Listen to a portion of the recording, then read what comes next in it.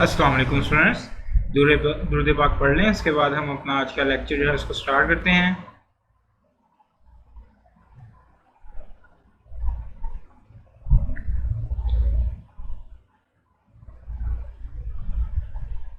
जी तो स्टूडेंट्स, आज हम अपना न्यू चैप्टर स्टार्ट करने जा रहे हैं जो गालिबन हमारा चैप्टर नंबर 16 है। 15 चैप्टर्स जो हैं हम अपने सिलेबस के कवर कर चुके हैं। हमारे 16 चैप्टर का नाम है anti money laundering and electronic payments. आप जानते होंगे ये लास्ट अटैम्प्ट में मार्च 2022 वाली अटैम्प्ट में जो है ये पहली बार टेस्ट किया गया और पहली बार जो है वो शामिल किया गया था। इसको हम पढ़ रहे हैं चूँकि ये पहले पास पेपर्स में शामिल नहीं था, इसीलिए मार्च 2022 की अटैम्प्ट के अलावा हमें इसके पास पेपर्स नहीं मिलने वाले और ना ही कोई क्वेश्चंस IKF स्टडी टेस्ट में शामिल किए गए हैं। तो हम इसका अंदाज़ा, इसके क्वेश्चंस का अंदाज़ा एक तो मार्च 2022 वाली अटैम्प्ट से भी करेंगे क्योंकि वहाँ पे भी एक एक क्वेश्चन हमें तीनों चैप्टर्स में मिल जाएगा लास्ट 3 चैप्टर्स का। दूसरा, हम इसके एग्जाम्पल्स को बड़े गौर से कर रहे होंगे। इनमें ज़्यादातर चीज़ें क्रैमिंग वाली हैं, वो हम वैसे ही क्रैम कर रहे होंगे। तो आज जो हमने चीज़ें पढ़नी है इस चैप्टर में वो तो थोड़ा सा इंट्रोडक्शन देखेंगे कि एंटी मनी लॉन्ड्रिंग एक्ट क्या है, मनी लॉन्ड्रिंग होती क्या है। उसके बाद हम पनिशमेंट्स वाला टॉपिक देखेंगे और इन सब की हम एग्जाम्पल्स देख रहे होंगे। छोटा सा हमारा लेक्चर होने वाला है, डिटेल से हम इस पर डिस्कशन करेंगे। स्टार्ट करते हैं हम अपनी डिस्कशन को। एंटी मनी लॉन्ड्रिंग, लॉन्ड्री का वर्ड आप लोगों ने सुना हुआ होगा। मतलब जहाँ पे भी कपड़े धुलते हैं इस तरह की जगहों पे अक्सर लॉन्ड्री का लफ्ज़ यूज़ किया जाता है। कपड़े धोने के लिए लॉन्ड्री का लफ्ज़ यूज़ किया जाता है। बेसिकली लॉन्ड्री का क्या मतलब होता है? लॉन्ड्री क्या करती है? लॉन्ड्री करती है गंदे कपड़े को साफ कर देती है। ठीक है, अगर आप स्टूडेंट्स हैं, हॉस्टल वगैरह में रहते हैं तो यकीनन आप धोबी वगैरह के पास भी कभी आपने खुद नहीं गए तो आपने देखा होगा, आपके रूममेट्स वगैरह कोई ना कोई जाता होगा, वहाँ पे लॉन्ड्री का वर्ड यूज़ हो रहा होता है कपड़े धोने के लिए। तो लॉन्ड्री में किया बेसिकली ये जाता है गंदे कपड़े को साफ कर दिया जाता है। लॉन्ड्री में गंदे कपड़े को साफ कर दिया जाता है। तो मनी लॉन्ड्रिंग, मनी लॉन्ड्रिंग में क्या होगा? गंदे पैसे को साफ कर दिया जाएगा। गंदे पैसे को साफ कर दिया जाएगा। ये एक सेपरेट डिस्कशन है कि गंदा पैसा सर क्या मुराद है। गंदा पैसा कोई पुराने नोट तो नहीं होते गंदा पैसा, नहीं, ये हम देखते हैं कि गंदा पैसा कौन सा होता है। लेकिन मेन जो है वो मीनिंग जो है मनी लॉन्ड्रिंग का, मनी लॉन्ड्रिंग का मतलब ये है कि गंदे पैसे को साफ कर दिया जाता है। Anti money laundering, anti money laundering गंदे पैसे को जो साफ करने का अमल है उसको रोकने के लिए उसके खिलाफ कुछ कवानीन बनाए गए हैं। वो सारे के सारे कवानीन एंटी मनी लॉन्ड्रिंग के अंदर आते हैं। ठीक है, ये लफ्जी मतलब के हवाले से जो है वो डिस्कशन थी एंटी मनी लॉन्ड्रिंग की। इसकी हम IKF स्टडी टेक्स्ट में क्या डेफिनेशन दी हुई है ये भी देख लेंगे। लेकिन जो मेन अभी आप तक आपके समझने की बात है वो ये है कि मनी लॉन्ड्रिंग का मतलब है जिसमें गंदे पैसे को साफ किया जाए। अच्छा, गंदे पैसे का फ़र्ज़ करें आपको नहीं था तो लॉजिकली सोचने की कोशिश करें कि गंदा पैसा कौन सा हो सकता है। ओबियसली जो आपके जहन में चीज़ें आ रही हैं, हराम की कमाई, ठीक है, इसको हम बिल्कुल गंदा पैसा कह सकते हैं। हराम की कमाई कहाँ से आ रही होती है? हम लॉ में इसके लिए क्या वर्ड यूज़ कर रहे होते हैं? ये तो हमारे रिलीजन में वर्ड यूज़ हो रहा है ना, हराम की कमाई। लॉ में हम यूज़ कर रहे होते हैं क्रिमिनल एक्टिविटीज़ से कमाया गया पैसा। ऐसा पैसा जो क्रिमिनल एक्टिविटीज से कमाया गया है, क्राइम के ज़रिए कमाया गया है, रिश्वत लेके कमाया गया है, जो है डकैती से, चोरी से कमाया गया है, करप्शन करके कमाया गया है। ये जितना भी पैसा गलत तरीके से कमाया गया है जिसकी लॉ हमें इजाज़त नहीं देता उसको हम जो है वो क्रिमिनल एक्टिविटीज से कमाया गया पैसा कहते हैं और इसी को हम डर्टी मनी कहते हैं, गंदा पैसा कहते हैं। अब हम अपने IKF स्टडी टेक्स्ट में देखते हैं उन्होंने क्या डेफिनेशन दी हुई है मनी लॉन्ड्रिंग की। Money laundering is the illegal process of making amounts of money generated by a criminal activity. सबसे पहले वो मनी लॉन्ड्रिंग का बता रहा है कि मनी लॉन्ड्रिंग क्या होती है। मनी लॉन्ड्रिंग होती है एक इलीगल प्रोसेस, एक गैर कानूनी प्रोसेस। किस तरह का गैर कानूनी process? Making amounts of money generated by a criminal activity. Criminal activities के जरिए पैसा कमाया जा रहा है, ये जो प्रोसेस है। उसके बाद उसने उसकी जो है वो एग्जांपल्स एक तरह की देनी शुरू कर दी हैं। ये 1.5 लाइन को आप एक दफ़ा इग्नोर करें, सच से लेके इवेजन तक की लाइन इग्नोर करें। हम फर्स्ट 2 लाइन्स पढ़ेंगे और उसके बाद अपीयर से स्टार्ट करेंगे सोर्स तक। फर्स्ट 2 लाइन्स पढ़ेंगे, 3rd लाइन हम इग्नोर करेंगे, 4th लाइन के अपीयर से स्टार्ट करेंगे और सोर्स तक पढ़ेंगे। पहले हम इसके मतलब की बात करेंगे, उसके बाद हम दरमियान वाली जो उसकी एग्जांपल दी हैं उसकी बात करेंगे। शुरू से मेरे साथ पढ़ें आप लोग। Money laundering is the illegal process of making amounts of money generated by a criminal activities appear to have come from a legitimate source. appear to have come from a legitimate source। ऐसा पैसा जो criminal activities से कमाया गया है और show कैसे किया जा रहा है, कैसे अपीयर करने की कोशिश कर रहे हैं हम, उसको कैसे अपीयर करवा रहे हैं कि वो लेजिटिमेट सोर्स से आया है, कि वो कानूनी जरिए से कमाया गया है। हराम का पैसा हम हलाल का पैसा बना के पेश कर रहे हैं, ये है मनी लॉन्ड्रिंग। हराम का पैसा हम हलाल का पैसा बना के शो कर रहे हैं, इसको हम मनी लॉन्ड्रिंग का नाम देते हैं। अब जो लाइन मैंने छोड़ी थी जिसके बारे में आपको कहा था, जिसमें उसने एग्जांपल दी हुई है, उस लाइन को देख लेते हैं। Such as drug trafficking, terrorist funding और tax evasion. Drug trafficking, terrorist funding और टैक्स इवेजन, ये उसने एग्जांपल है। यहाँ तक बात खत्म नहीं है, और भी हो सकती है, चोरी भी हो सकती है, डकैती भी हो सकती है, करप्शन भी हो सकती है, बिल्कुल हो सकती है। लेकिन वो समझाने के लिए हमें थोड़ी सी एग्जांपल दे रहा है कि जो है वो इलीगल ड्रग्स का काम हो गया, टेररिस्ट फंडिंग होगी, या टैक्स छुपाना जो हो गया, या टैक्स चोरी होगी, इसको हम मनी लॉन्ड्रिंग का नाम दे रहे होते हैं। तो ये बेसिक डेफिनेशन है मनी लॉन्ड्रिंग की, जो आपके ICAPSI टेक्स्ट में है। अगर आपसे एग्जामिनर मनी लॉन्ड्रिंग की डेफिनेशन पूछता है तो आप मनी लॉन्ड्रिंग की डेफिनेशन में ये चीज़ लिख रहे होंगे, चाहे आप ये एक लाइन बीच में वाली इग्नोर कर दें एग्जांपल्स वाली, लेकिन अगर आप ये लिख देंगे तो एक अच्छा जो है वो मैसेज ही जाएगा। ये 3 से 4 लाइन्स आप लिख रहे होंगे डेफिनेशन के लिए ICAPSI टेक्स्ट में, जब वो डेफिनेशन के पूछेगा। अब इस डेफिनेशन के मतलब की उसने अगली लाइन में बात की हुई है, the money from the criminal activities in is considered dirty. जो मैं आपको कह रहा था, डर्टी मनी क्या होता है, ऐसा पैसा जो जुर्म करके कमाया गया उसको हम डर्टी मनी कहते हैं। And the process launders it to make it look clean. और लॉन्ड्रिंग क्या है, उसको साफ जाहिर करना। ये बात जो मैंने शुरू में की, जिसमें मैं कह रहा था कि लफ्जी मतलब है मनी लॉन्ड्रिंग का, ये बात उसने एक लाइन में, सिंपल सी लाइन में कर दिया। अब इस डेफिनेशन को एक बार देखें और इसके मतलब को देखें, चीज़ें आपको समझ आती हैं, इसको डाइजेस्ट करने की कोशिश करें।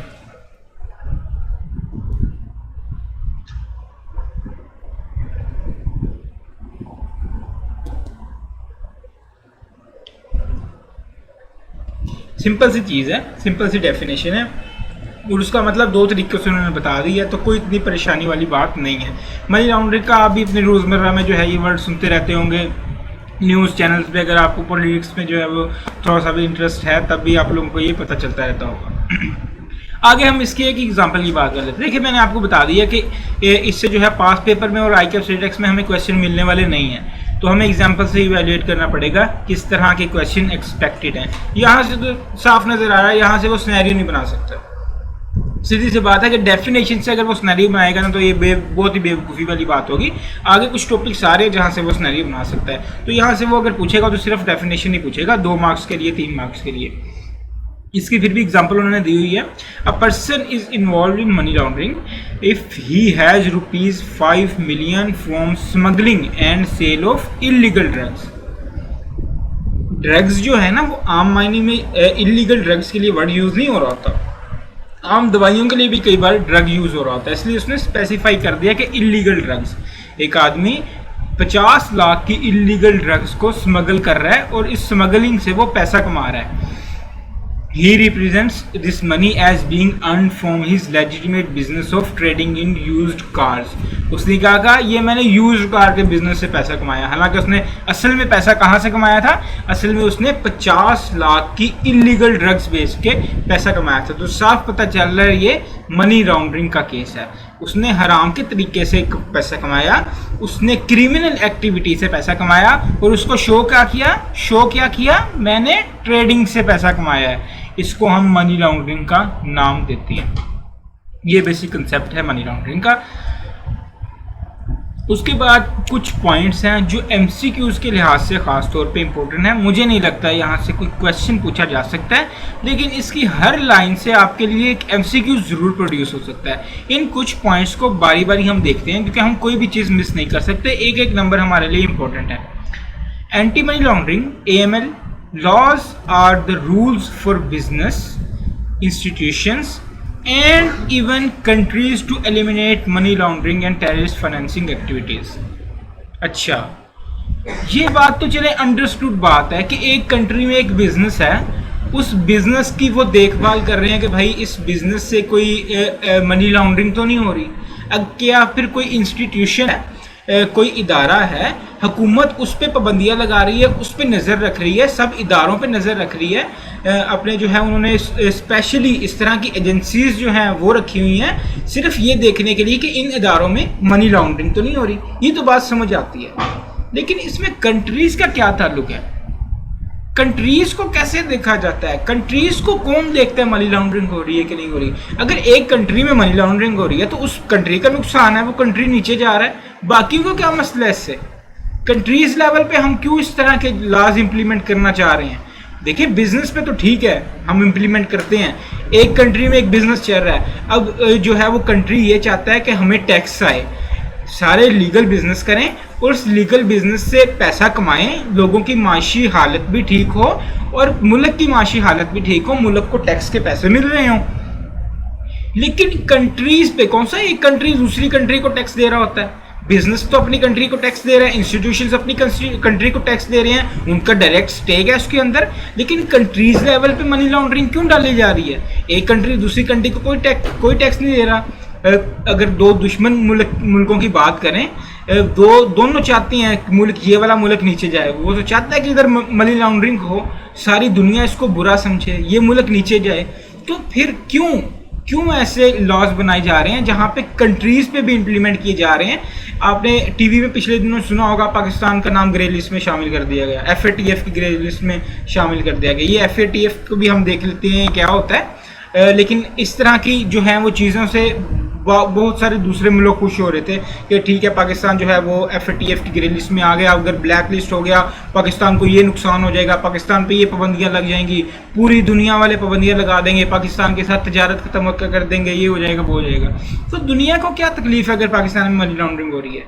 मेन तकलीफ उनको ये है कि मनी लॉन्ड्रिंग के ज़रिए सबसे ज़्यादा जिसका फ़ायदा हो सकता है, जिस डिपार्टमेंट का, जिस अदारे का फ़ायदा हो सकता है, वो है टेररिज्म।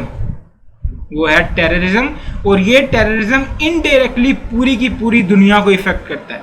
ये मुल्क नहीं देखता टेररिज्म, दहशतगर्दी मुल्क नहीं देखती, दहशतगर्दी मजहब नहीं देखती। इस वजह से कंट्रीज के ऊपर लॉज इंप्लीमेंट किए गए हैं कि कोई भी मुल्क मनी लॉन्ड्रिंग के थ्रू टेररिस्ट फाइनेंसिंग एक्टिविटीज में इन्वॉल्व ना हो और दुनिया को दहशतगर्दी से निजात मिले। ठीक हो गया? इसको हम पढ़ते हैं दोबारा से। Anti money laundering AML laws are the rules for businesses, institutions and even countries to eliminate money laundering and terrorist financing activities। ठीक हो गया? ये बात मैंने आप लोगों को भी अच्छी तरह से एक्सप्लेन कर दी। बिजनेसेस पे, इंस्टीट्यूशंस पे और इवन के कंट्रीज पे मनी लॉन्ड्रिंग को एलिमिनेट करने के लिए जो है वो लॉज इंप्लीमेंट किए जा रहे होते हैं, जिनको हम एंटी मनी लॉन्ड्रिंग लॉज कह रहे होते हैं। Initially, AML laws were implemented only on financial institutions to control drug trafficking. देखिए, ये बहुत इंपॉर्टेंट पॉइंट है MCQs के हवाले से। वो पूछ सकता है कि इनिशियली जो है वो MCQ इस तरह का बना देगा, इनिशियली किस इदारे पे जो है या किन टाइप के इंस्टीट्यूशंस पे जो है वो anti money laundering laws implement किए गए थे। वो इस तरह के MCQs बना देगा, नीचे फाइनेंशियल इंस्टीट्यूशन और एक दो तीन और इंस्टीट्यूशन के नाम लिख देगा और आपसे यहाँ से वो MCQs पूछ सकता है। फाइनेंशियल इंस्टीट्यूशंस क्या होते हैं, इसकी हमने कंप्लीट डेफिनेशन पढ़नी है। फिल वक्त फाइनेंशियल इंस्टीट्यूशन आप ये जहन में रख लें, बैंक्स को हम फाइनेंशियल इंस्टीट्यूशन कह रहे होते हैं जो पैसे की लेन देन में जो है वो पैसे की लेन देन में इन्वॉल्व होते हैं। बाकी फाइनेंशियल इंस्टीट्यूशंस क्या होते हैं, कंप्लीट हमारी बहुत बड़ी इसकी डेफिनेशन है, बहुत ही बोरिंग डेफिनेशन है, वो भी हम अभी देख रहे होंगे। नेक्स्ट पॉइंट की बात करते हैं। Since then AML and counter financing of terrorism, अब वो बात जो मैंने आपको ऊपर कंट्रीज वाले जो है वो टॉपिक में समझाई थी, since then AML and counter financing of terrorism have become global concerns, ये ग्लोबल कंसर्न्स बन चुके हैं। एंटी मनी लॉन्ड्रिंग और counter finance terrorism global concern बन चुके हैं। एंटी मनी लॉन्ड्रिंग दहशतगर्दों को जो है वो मदद फराहम कर सकती है, इसलिए काउंटर फाइनेंस टेररिज्म ये एक ग्लोबल एक कंसर्न बन चुके हैं, ये दोनों एक तरह से कनेक्टेड हो चुके हैं। International authorities such as FATF financial action task force, गालिबन ये फाइनेंशियल एक्शन टास्क फोर्स जो है ये नहीं लिखा हुआ होगा आपके IKF स्टडी टेक्स्ट में, तो आप छोटा सा FATF के ऊपर लिख लें फाइनेंशियल एक्शन टास्क फोर्स। ये ऐसी टास्क फोर्स है जो रेगुलेट करती है laws relating to anti money laundering पूरे कंट्रीज़ के हवाले से, सब कंट्रीज़ को देख रही होती है, उनकी मनी लॉन्ड्रिंग्स को ऑब्जर्व कर रही होती है, उस हवाले से कंट्रीज़ को रैंक कर रही होती है। लिस्ट बनाई हुई है उन्होंने, ग्रे लिस्ट कौन सी है, ब्लैक लिस्ट कौन सी है वगैरह वगैरह, और जितनी मनी लॉन्ड्रिंग एक कंट्री में हो रही है उसको इवेल्यूएट करके, उसको एस्टिमेट करके, उस हवाले से हर कंट्रीज़ को, सब तमाम कंट्रीज़ को उन लिस्ट में रख रही होती है। सबको पता होता है जो ये ब्लैक लिस्ट में है उनमें सबसे ज़्यादा मनी लॉन्ड्रिंग है, जो ग्रे लिस्ट में है उनमें उससे कम मनी लॉन्ड्रिंग है। इस तरह की चीज़ें ये सारी FATF मैनेज कर रही होती है।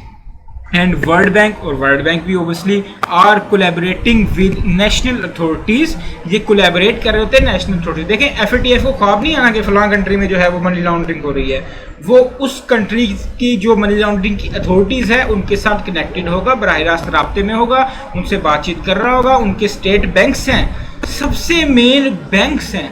देखिए पैसे की जो भी ट्रांजैक्शन हो रही होती है, बहुत कम आप देखेंगे जो कैश में ट्रांजैक्शन हो रही होती है, बहुत मुश्किल है कैश में ट्रांजैक्शन करना। आजकल तो बहुत ही ज़्यादा ये काम मुश्किल हो चुका है, बैंकिंग चैनल्स के थ्रू ही पैसों की ट्रांजैक्शन हो रही होती है। पैसे बन भी बैंक्स में रहे होते हैं, बैंक पैसे बना रहा होता है और बैंक के थ्रू ही ट्रांजैक्शन हो रही होती है। पहली बार पैसा बैंक से गुजर रहा होता है, कोई भी किसी भी किस्म का पैसा है ना एक बार वो बैंक से ज़रूर गुजर रहा होता है। तो बैंक बहुत इंपॉर्टेंट रोल प्ले कर सकते हैं उन पेमेंट्स को ट्रेस करने में, ये एस्टिमेट करने में, इवेल्युएट करने में कौन सा पैसा जो है वो गलत पैसा है, क्रिमिनल एक्टिविटीज़ का पैसा है। तो इस हवाले से वो स्टेट बैंक्स, हर जो कंट्री है उसके बैंक, जो मेन बैंक होता है उसके साथ वो कनेक्टेड होती है, इंफॉर्मेशन ले रही होती है FATF, और इन बेसिस पे वो इवेल्युएट कर रही होती है कौन सा कंट्री जो है उसमें ज़्यादा मनी लॉन्ड्रिंग है, कौन सा कंट्री जो है वो कम मनी लॉन्ड्रिंग वाला है। यहाँ से आपने इन चीज़ों को पढ़ लेना है, याद नहीं करने बैठते हैं ना, MCQs के हवाले से इन चीज़ों को जो है वो अपने जहन में रख लेना है। Recently the scope has been increase significantly and strict AML laws have been implemented. Recently उन्होंने काफ़ी ज़्यादा बढ़ा दिया है FATF ने अपना स्कोप, बहुत ज़्यादा काम कर रहे हैं वो एंटी मनी लॉन्ड्रिंग पे, क्योंकि पूरा दुनिया का ये मसला बन चुका है जो टेररिज्म वाला मसला है, और वो चाहते हैं कि टेररिस्ट को फंडिंग के बगैर मारा जाए। अगर उनके पास पैसे नहीं होंगे तो ऑब्वियसली ना वो हथियार खरीद सकेंगे, ना वो इंटरफेरेंस कर सकेंगे किसी भी कंट्री में। तो इस हवाले से सख्त कंट्रोल जो है वो नाफिज किए गए हैं ताकि काउंटर फाइनेंस टेररिज्म डिपार्टमेंट है हमारा, और FATF financial action task force है, वर्ल्ड बैंक है, ये सब मिल के जो है वो दहशतगर्दी की रोकथाम के लिए एंटी मनी लॉन्ड्रिंग के थ्रू जो है कोशिशें कर रहे हैं। इस हवाले से बहुत सारे सख्त से सख्त लॉज जो है वो बनाए जा रहे हैं। यहाँ से भी आपसे MCQs पूछ सकता है, वो पूछ सकता है कि FATF के बारे में पूछ सकता है, यहाँ पे वो CFT के बारे में पूछ सकता है, वो ये पूछ सकता है कौन कौन सी अथॉरिटीज़ जो हैं वो जो है वो एंटी मनी लॉन्ड्रिंग जो है वो रोकने में अहम किरदार अदा कर रही हैं। यहाँ पे 3-4 अथॉरिटीज़ के आपको नाम नज़र आएंगे, जिसमें स्टेट बैंक का नाम भी आपको नज़र आ रहा है। तो इस तरह की चीज़ें वो आपसे MCQs में पूछ सकता है। बहुत ही मुश्किल है कि यहाँ से वो क्वेश्चन पूछे, ऑलमोस्ट नामुमकिन सी बात है। ये भी MCQs आ सकता है। Next point, in Pakistan the relevant legislation is the anti money laundering act 2010। Pakistan में एंटी मनी लॉन्ड्रिंग एक्ट कौन सा है? 2010। Anti money laundering laws seeks to deter criminal by making it harder for them to hide ill-gotten money। बहुत ही important point है, वो criminal को किस तरह से रोक रहे हैं कि वो इस तरह के कवानीन बना दें कि जो गंदा पैसा है, जो डर्टी मनी है, जो ब्लैक मनी है, उसको छुपाना ही बहुत मुश्किल हो जाए, उसको छुपाना ही बहुत मुश्किल हो जाए। इंडिया ने पिछले दिनों इसके लिए एक स्टेप लिया, आप लोगों को पता होगा। उन्होंने 5000 वाले, 2000 वाले ये जो नोट्स थे, 500 वाले नोट्स थे, उन्होंने बंद कर दिए। क्यों बंद कर दिए भाई? क्यों बंद किए? क्योंकि जब आप 100 वाले नोट्स रखेंगे तो आपको कैश में जो इल गोटन मनी है, जो ब्लैक मनी है, वो संभालना बहुत ही ज़्यादा मुश्किल हो जाएगा। करोड़ों में ट्रांजैक्शन हो रही होती हैं, अरबों में ट्रांजैक्शन हो रही होती हैं कि आप इतना पैसा ट्रक में लेके फिर रहे होंगे, सबको पता चल रहा होगा, सब देख रहे होंगे। आपके लिए हाइड करना बहुत मुश्किल हो जाएगा, छुपाना बहुत मुश्किल हो जाएगा। आपके पास दो रास्ते होंगे, या तो आप बैंकिंग चैनल के थ्रू जाएं, या फिर आप जो है वो कोलैबोरेशन कर लें किसी तरह से जो है वो गवर्नमेंट अथॉरिटीज़ के साथ और लोगों के साथ, तब जाके आप इस तरह की चीज़ों को छुपा सकते हैं। तो बेसिकली समझाने की बात ये है, उन्होंने ये नोट्स बंद करके अपनी तरफ से ये एक स्टेप लिया है कि ब्लैक मनी को किसी तरह से जो है वो छुपाना मुश्किल किया जा सके और इस तरह के लोगों को पकड़ा जा सके। तो इस तरह से वो लॉज बना रहे होते हैं।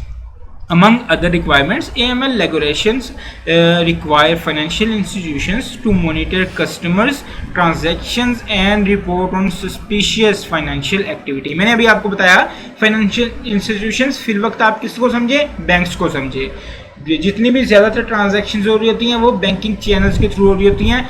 पैसा कैसा भी हो, एक ना एक बार वो बैंक से होकर ज़रूर गुजरा हुआ होता है। अगर आपके बैंक्स के ऊपर अच्छे लॉज इम्प्लीमेंट हो चुके हैं ना, तो ये ब्लैक मनी की इधर उधर जाना, इनकी ट्रांजैक्शन जो है वो आप कंट्रोल कर सकते हैं, आप ब्लैक मनी को आइडेंटिफाई कर सकते हैं। तो इसलिए AML रेगुलेशंस जो हैं वो सबसे पहले टारगेट करती हैं फाइनेंशियल इंस्टीट्यूशंस को। वो कहती हैं वहाँ पे अपनी एजेंसी के बंदे बैठाती हैं, वो जो है वो मॉनिटर करते हैं ट्रांजैक्शंस को, कौन कौन से उनके कस्टमर्स को देखते हैं, कौन कौन से कस्टमर्स हैं, कहीं बाहर से पैसा तो नहीं आ रहा, कहीं दहशतगर्दों से पैसा तो नहीं आ रहा, दहशतगर्दों का पैसा हमारे बैंक में तो नहीं आ रहा, कोई चोरी डकैती का पैसा तो नहीं हमारे बैंक में आ रहा। चोरी डकैती तो अब बहुत ही छोटी चीज़ हो चुकी है, बड़े बड़े केसेस हैं, आप लोग अपने जो है वो न्यूज़ चैनल पे सुनते भी होंगे।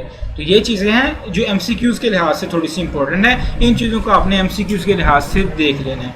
मेन चीज़ अभी तक जो हम बात कर चुके हैं वो हमने डेफिनेशन की बात की, एंटी मनी लॉन्ड्रिंग की, वो डेफिनेशन आ सकती है आपकी शॉर्ट क्वेश्चन में। उसके अलावा ये जो चीज़ें हैं ये MCQs के हवाले से आपसे पूछी जा सकती हैं। इन चीज़ों को, डेफिनेशन को आप लोगों ने अपने जहन में रख लेना है। अब सबसे बोर टॉपिक शुरू होने वाला है हमारा, यही टॉपिक सबसे बोरिंग है। उसके बाद हमारा बड़ा इंटरेस्टिंग टॉपिक शुरू हो जाएगा, जहाँ पे हमारे सिनेरियोज आ रहे होंगे, हम उसकी एग्जांपल्स डिस्कस कर रहे होंगे, हम उनके डिफरेंट सिनेरियोज डिस्कस कर रहे होंगे। वहाँ से हमें सिनेरियोज एक्सपेक्टेड भी हैं, लेकिन यहाँ से हमें क्या चीज़ एक्सपेक्टेड है पहले मैं वो आपको बता देता हूँ। यहाँ से वो कभी भी नहीं पूछेगा फाइनेंशियल इंस्टीट्यूशन को डिफाइन कर दे कम्प्लीटली, 5 नंबर का पूछना पड़ेगा अगर वो कंप्लीट डेफिनेशन पूछता है। वो इसकी शायद 3 से 4 वो के ऐसे इंस्टीट्यूशन बता दो जिनमें 3 से 4 ऐसे बिजनेसेस हो रहे हों जिन्हें हम फाइनेंशियल इंस्टीट्यूशन कंसीडर कर रहे हैं।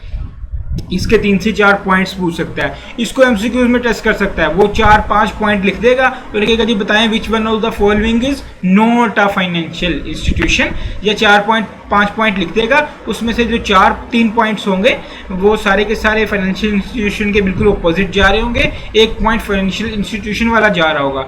वो पूछ लेगा which one of the following is financial institution. इस लिहाज से आपसे ये MCQs में पूछ सकता है। शॉर्ट क्वेश्चन के हवाले से वो महज 2 से 3 मार्क्स के लिए वो पूछ सकता है। क्या पूछेगा? वो 3-4 जो है इसकी करैक्टरिस्टिक्स के नाम से इसको पूछ लेगा, इसके बिजनेसेस के नाम से इसको पूछ लेगा, फाइनेंशियल इंस्टीट्यूशन में कौन कौन से बिजनेसेस हो रहे होते हैं, इस हवाले से वो ज़रूर यहाँ से पूछ सकता है। तो डेफिनेशन की हम फाइनेंशियल इंस्टीट्यूशन की बात करते हैं। It is important to understand the definition of financial institution since most of the requirements of Anti-Money Laundering Act 2010 are applicable to financial institutions. मैंने आपको अभी बताया कि अगर आपने मनी लॉन्ड्रिंग पे कंट्रोल करना है तो आप कंट्रोल लगा दें,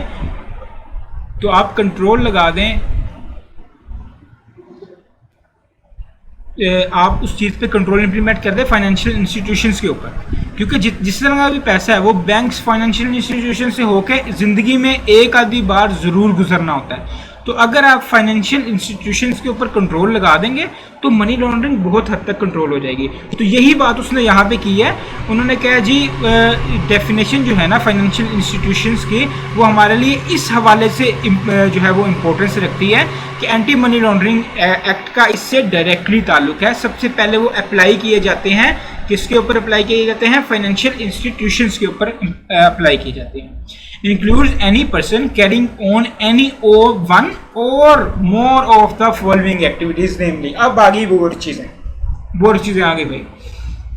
ये जितनी भी नीचे अब एक्टिविटीज आप लोगों के सामने आने वाली हैं, इनमें से कोई एक एक्टिविटी कर रहा है कोई इंस्टीट्यूशन, कोई पर्सन इनमें से कोई एक एक्टिविटी कर रहा है, कोई एक से ज़्यादा एक्टिविटीज कर रहे हैं, लेकिन उनमें ये एक्टिविटी शामिल है, हम उसको फाइनेंशियल इंस्टीट्यूशन का नाम दे देंगे। अब हम नहीं देखेंगे वो बैंक है या वो बैंक नहीं है, इनमें से कोई सी भी एक भी एक्टिविटी वो कर रहा है, कोई भी एक एक्टिविटी वो कर रहा है, तो हम को नाम दे देंगे कि वो फाइनेंशियल इंस्टीट्यूशन है। देखिए यहाँ से वो छोटा सा 1-2 नंबर का सिनेरियो भी पूछ सकता है। वो ये जितने भी पॉइंट्स हमारे नीचे आने वाले हैं, इन पॉइंट्स में से एक पॉइंट को पकड़ लेता है, एक छोटा सा सिनेरियो बनाता है कि एक इंस्टीट्यूशन है, उसका ये बिजनेस है, 3-4 बिजनेस गिनवा देता है। वो जूते बेचता है, वो कपड़े का काम भी करते हैं, वो चमड़ा भी बनाते हैं, वो ये भी करते हैं, वो भी करते हैं। ढके छुपे अल्फाज में छोटा सा वो एक इस तरह का पॉइंट भी शामिल कर देगा जो हम इन सारे पॉइंट्स में पढ़ने वाले हैं। तब वो पूछेगा जी बताएं under the anti money laundering act 2010 explain whether is it a financial institution और नॉट। तब आप उसको एक्सप्लेन कर रहे होंगे कि ये बिल्कुल ये फाइनेंशियल इंस्टीट्यूशन है, क्योंकि हमने इसकी डेफिनेशन में ये एक पॉइंट पढ़ चुके हैं। कौन कौन से पॉइंट्स हैं जी? बहुत ही सिंपल सी बातें हैं ये वाली, और कुछ बातें टेक्निकल भी हैं।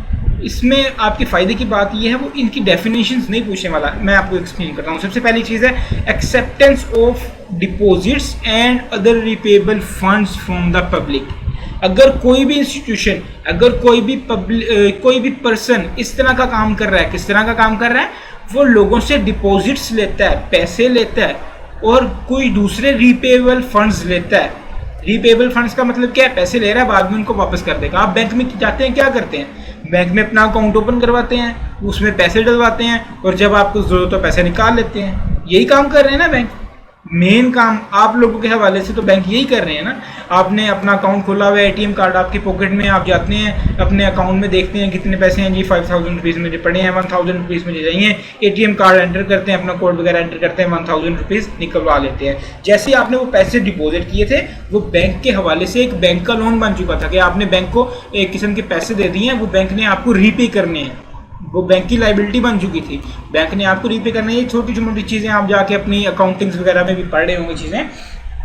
तो बैंक ने जब आपको रीपे करने हैं, ये बैंक की एक किस्म की लाइबिलिटी बन चुकी है। तो इस तरह का कोई बिजनेस कर रहा है, लोगों से पैसे लेता है, डिपॉजिट्स लेता है, बाद में उनको रीपे करता है, तो वो कौन सा इंस्टीट्यूशन होगा? फाइनेंशियल इंस्टीट्यूशन होगा। कोई बैंक नहीं है, कोई बंदा भी इस तरह का बिजनेस खोल के बैठ गया है।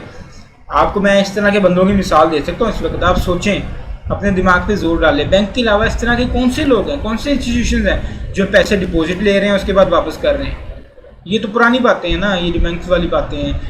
1881 है हमारा नेगोशिएबल इंस्ट्रूमेंट एक्ट, पुरानी बातें। तब तो इतनी सारी चीज़ें नहीं थी, बैंक्स ही थे सिर्फ। बैंक्स की भी क्या होता था, एक ब्रांच दूसरी ब्रांच में भी पैसे ट्रांसफ़र करने होते थे ना, वो भी घंटों का हमारा जो है वो सफ़र बन जाता था। आज क्या है, आपके ऑनलाइन अपने हाथ में जो है मोबाइल ऐप्स मौजूद हैं। ऐप्स के ज़रिए आप 1 मिनट में एक ब्रांच से दूसरी ब्रांच, तो अब दूर की बात है, एक बैंक से दूसरे बैंक का पैसे ट्रांसफ़र कर रहे हो, तो एक बैंक का हेड ऑफिस कराची में है, दूसरे का लाहौर में है, एक जगह से दूसरी जगह पैसे ट्रांसफ़र हो रहा है सिर्फ मोबाइल के ज़रिए, सेकंड्स के अंदर हो रहा है। तो आप इस तरह की एग्जांपल सोचें कि बैंक्स के अलावा कौन सी इंस्टीट्यूशन है जो पैसे डिपॉजिट ले रहे होते हैं उसके बाद रीपे कर रहे होते हैं? जी बिल्कुल, जैज़ कैश, इजी पैसा, इस तरह के इंस्टीट्यूशंस बन चुके हैं बैंक्स के अलावा, जो डिपॉजिट्स भी जो है वो एक्सेप्ट कर रहे हैं और रीपे भी कर रहे हैं। ये मैं इसकी ज़्यादा डिस्कशन में नहीं जाना चाहता। हमें स्मार्ट वर्क करना चाहिए। उसने नहीं पूछना आपसे डिपॉजिट्स क्या होते हैं, उसने नहीं पूछना रीपेबल फंड्स क्या होते हैं। उसने जो सिनेरियो बनाना ना, ये लाइन जो एक पॉइंट पे लाइन लिखी हुई है ना, ये पूरा का पूरा पॉइंट उसने लिख देना है। उसने पूरा का पूरा पॉइंट लिख के पूछना है, बताओ जी ये फाइनेंशियल इंस्टीट्यूशन है कि नहीं। दूसरा क्या है, लैंडिंग इन व्हाटसोएवर फॉर्म, किसी भी फॉर्म में वो कर्जा मुहैया कर रहे हैं, उस तरह का कारोबार कर रहे हैं जिसमें वो कर्जे देते हैं। उस इंस्टीट्यूशन को भी, उस पर्सन को भी हम फाइनेंशियल इंस्टीट्यूशन का नाम दे रहे होंगे। उसने नहीं पूछना लैंडिंग क्या होती है, उसने एग्जामिनर ने आपसे नहीं पूछना लैंडिंग की डेफिनेशन लिख दो। उसने क्या कहना है, उसने लैंडिंग लिख देना, उसने केस में आना है, उसमें आपको बताना है कि ये इंस्टीट्यूशन लैंडिंग का काम कर रहा है, तो आपने उसको क्या कंसीडर करना है, फाइनेंशियल इंस्टीट्यूशन। उसके बाद है फाइनेंशियल लीजिंग। फाइनेंशियल लीजिंग का कंसेप्ट आप अपने FAR 2 के सब्जेक्ट में पढ़ रहे होंगे। FAR 2 के सब्जेक्ट में आप डिटेल में फाइनेंशियल लीजिंग जो है वो पढ़ रहे होंगे। यहाँ पे आपके समझने के लिए ये कह रहे हैं लैंडिंग में कर्जा पैसा दे रहे होते हैं ना, तो फाइनेंशियल लीजिंग में पैसे के जरिए जो जगह जो है वो एसेट दे रहे होते हैं, बजाय इसके कि आप जाएं और कहें बैंक में ये मुझे कार लेने के लिए लोन चाहिए, आप सीधा जाके कहते हैं कि मुझे बैंक जो है वो आपको कार ही खरीद के दे रहा होता है और उस हवाले से वो रीपेमेंट्स ले रहा होता है, किस तरह से रीपेमेंट्स ले रहा होता है, क्या सिस्टम चल रहा होता है, ये आप अपने जो है वो रिपोर्टिंग लेवल पे पढ़ रहे होंगे। उसने आपसे नहीं पूछना फाइनेंशियल लीजिंग क्या होता है, उसने केस बनाना है, उसमें फाइनेंशियल लीजिंग डाल देनी है, उसमें फाइनेंशियल लीजिंग नाम से डाल देनी है, उसने फाइनेंशियल लीजिंग का नाम डाल देना है, उसने बता देना है कि ये इंस्टीट्यूट क्या कर रहा है, ये फाइनेंशियल लीजिंग का काम कर रहा है। तो फाइनेंशियल लीजिंग का जैसे कोई काम कर रहा है आपके दिमाग में फ़ौरन क्लिक करेगा कि जी मैंने डेफिनेशन में पढ़ा हुआ था फाइनेंशियल लीजिंग का पॉइंट फाइनेंशियल इंस्टीट्यूशन के पॉइंट्स में आता है, ये मैं फाइनेंशियल इंस्टीट्यूशन होगा क्योंकि according to anti money laundering act financial institution की डेफिनेशन के अंदर फाइनेंशियल लीजिंग कवर होता है। तो ये बाकी पॉइंट्स भी आप इसी तरह देख ले। मनी और वैल्यू ट्रांसफर, मनी ट्रांसफर क्या हो रहा होता है, पैसा ट्रांसफर, वैल्यू ट्रांसफर कोई बॉन्ड्स वगैरह हो रहे होते हैं आपके transfer, issuing and managing means of payments including but not limited to credit and debit cards, के ऐसे इंस्टीट्यूशंस ऐसे पर्सन जो पेमेंट्स के ज़राए को कंट्रोल कर रहे हैं। इजी पैसा और जैज़ भी जो जैज़ का जो है ये भी आज के मॉडर्न पेमेंट के ज़राए हैं। पहले जो है वो क्रेडिट कार्ड होते हैं, आपके डेबिट कार्ड होते हैं, ये भी ज़राए हैं पेमेंट के ट्रांसफ़र के। क्रेडिट कार्ड के थ्रू आप पेमेंट जो है वो निकलवा रहे होते हैं, डिफरेंट ऑनलाइन शॉपिंग्स कर रहे होते हैं, पैसे इंस्टीट्यूशंस में ट्रांसफ़र हो रहे होते हैं, शॉपिंग मॉल्स में आप जाते हैं वहाँ पे आप कार्ड अपना स्वाइप करते हैं, पैसा अगले बंदे के अकाउंट में चला जाता है आपके अकाउंट से। तो इस तरह से ये चीज़ें जो हैं वो चल रही होती हैं। उसके बाद फाइनेंशियल गारंटीज़ हैं, फाइनेंशियल गारंटीज़ एंड कमिटमेंट्स हैं। एक बंदा दूसरे बंदे जो है वो बैंक से लोन ले रहा है, तीसरा इंस्टीट्यूशन उसकी गारंटी प्रोवाइड कर रहा है कि ये पैसे वापस कर देगा अगर इसने पैसे वापस ना किए, अगर इस तरह का पैसे वापस ना किए तो हम पैसे प्रोवाइड करेंगे। इस तरह की गारंटीज़ का काम कर रहे हैं, फाइनेंशियल गारंटीज़ का कुछ इंस्टीट्यूशंस काम कर रहे हैं, तब भी हम उसको फाइनेंशियल इंस्टीट्यूशंस का नाम दे रहे होंगे। उसके बाद कुछ इस तरह की ट्रेडिंग में इन्वॉल्व हैं, मनी मार्केट इंस्ट्रूमेंट्स है, फॉरेन एक्सचेंज है। फॉरेन एक्सचेंज मतलब जो है वो पैसे डॉलर्स रुपीज़ में कन्वर्ट करना, रुपीज़ को डॉलर्स में कन्वर्ट करना। उसके बाद exchange, interest rate, index instrument, यहाँ से वो आपसे नहीं पूछ रहा होगा इंडेक्स इंस्ट्रूमेंट क्या होता है, फॉरेन एक्सचेंज क्या होता है, एक्सचेंज रेट क्या होता है, वो इसे सिर्फ सिनेरियो में डाल रहा होगा जिस तरह मैं आपको पहले बता के आया हूँ कि इंडेक्स इंस्ट्रूमेंट वो डाल देगा और वो पूछेगा बताएं ये फाइनेंशियल इंस्ट्रूमेंट है कि नहीं, ये इंडेक्स इंस्ट्रूमेंट्स का काम कर रहा है, नाम से डालेगा आपको। ये नहीं वो इस तरह का सिनेरियो नहीं बनाएगा जहाँ पे आपको इवैल्यूएट करना पड़ रहा हो कि भाई मैं इंडेक्स इंस्ट्रूमेंट QM में पढ़ के आया था, अपनी इकोनॉमिक्स में पढ़ के आया था, मैं मनी मार्केट इंस्ट्रूमेंट्स अपनी इकोनॉमिक्स में पढ़ के आया था, तो उसका सिनेरियो बना के पहले ये पूछे कि भाई मनी मार्केट एक तो होती क्या है, ये मनी मार्केट है भी कि नहीं है, और उसके बाद आपसे पूछे फाइनेंशियल इंस्टीट्यूशन ये है कि नहीं है। तो नहीं, वो इस तरह से नहीं कर रहा होगा, सिंपल फाइनेंशियल इंस्टीट्यूशन पे वो डायरेक्टली आ रहा होगा, सीधा वो मनी मार्केट इंस्ट्रूमेंट नाम से लिख के और पूछ रहा होगा ये फाइनेंशियल इंस्ट्रूमेंट है कि नहीं। ट्रांसफरेबल सिक्योरिटीज़ जो हैं वो जिस तरह शेयर्स वगैरह आप इशू करते हैं, ट्रांसफरेबल, एक बंदे ने एक इसकी सिक्योरिटी खरीद ली, उसको आगे जो है वो सेल कर रहा होता है। इस तरह की अगर ट्रेडिंग में कोई भी बिजनेस इन्वॉल्व है उसको हम फाइनेंशियल इंस्टीट्यूशन कह रहे होते हैं। कमोडिटी फ्यूचर ट्रेडिंग जो है वो हो रही होती है, फ्यूचर में हमारे कॉन्ट्रैक्ट्स हो रहे होते हैं, प्रोमिसेस हो रहे होते हैं जो है कॉन्ट्रैक्ट करने के। इस तरह की अगर कोई इंस्टीट्यूशन काम कर रहा है उसको भी हम जो है वो फाइनेंशियल इंस्टीट्यूशन कह रहे होते हैं। इसके अलावा जो है participation in share issues and provision of services related to such issues, जो शेयर इश्यूज के हवाले से काम कर रहे हैं इंस्टीट्यूशन, इसमें ब्रोकर भी बिल्कुल आ जाते हैं, तो इन सब को भी हम जो है वो फाइनेंशियल इंस्टीट्यूशंस कह रहे होते हैं। इसके अलावा individual and collective portfolio management, एक बंदे ने एक से ज़्यादा जो है वो इन्वेस्टमेंट्स की हुई हैं, अब इन सब इन्वेस्टमेंट्स को मैनेज करने के लिए कुछ इंस्टीट्यूशंस काम कर रहे हैं, पोर्टफोलियो मैनेजमेंट इसको हम कहते हैं।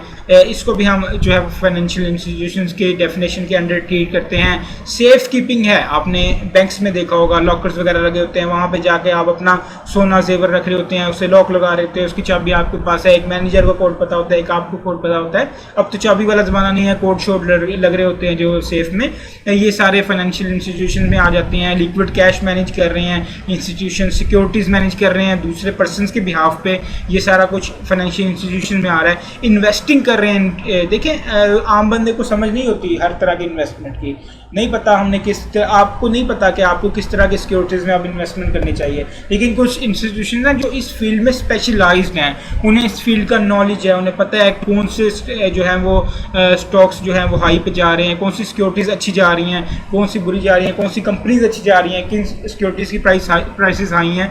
तो इस तरह के लोग इस तरह के काम कर रहे होते हैं, मशवरे दे रहे होते हैं इन्वेस्टिंग के हवाले से, लोगों से पैसे लेके इन्वेस्ट कर रहे होते हैं उनके बिहाफ पे, लोगों के बिहाफ पे। तो ये सब चीज़ों को भी हम फाइनेंशियल इंस्टीट्यूशन की डेफिनेशन के अंदर ट्रीट कर रहे होते हैं। उसके बाद इंश्योरेंस बिजनेसेस हैं, मनी एंड करेंसी चेंजिंग का काम कर रहे होते हैं इंस्टीट्यूशन, और carrying out business as intermediary जैसे दो चीज़ों के दरमियान लिंक, जैसे ब्रोकर क्रिएट करता है, ब्रोकर आपके बिहाफ पे जो है वो सिक्योरिटीज़ खरीद रहा होता है, इसे हम बिजनेस एज इंटरमीडियरी का नाम दे रहे होते हैं। तो इन सब चीज़ों को आपने अपने जहन में रखना है कि अगर सिनेरियो में पूछता है वो बीच में carrying out business as intermediary का नाम जो है वो शो कर देता है, और वो पूछता है बताएं ये फाइनेंशियल इंस्टीट्यूशन है कि नहीं। अब आपने इस चीज़ को नहीं पढ़ा हुआ, इग्नोर किया हुआ, तो आप वहाँ पे सोच में बैठ जाएंगे कि ये फाइनेंशियल इंस्टीट्यूशन है कि नहीं। तो आपने इन सब चीज़ों को देख लेना है, अपने जहन में बैठा लेना है, इतना ज़्यादा इसे रट्टा लगाने की ज़रूरत नहीं है। जो रट्टा लगाना है आप 6-7 पॉइंट्स को रट्टा लगा लें, इसके जो ABC वाले पॉइंट्स है खासतौर पर ट्रेडिंग इन वाले पॉइंट्स आप अपने जहन में रखें। यहाँ से वो कुछ पूछेगा भी तो ज़्यादातर जो उम्मीद है वो इस तरह की चीज़ें छोटा सा 2 नंबर का 3 नंबर का सिनेरियो बना के पूछ रहा होगा, या फिर वो आपसे पूछ लेगा कि 4 से 5 पॉइंट्स लिख दो, 3 से 4 मार्क्स के लिए वो इसके 4 से 5 पॉइंट्स पूछ रहा होगा, या फिर इस चीज़ को MCQs में पूछ रहा होगा।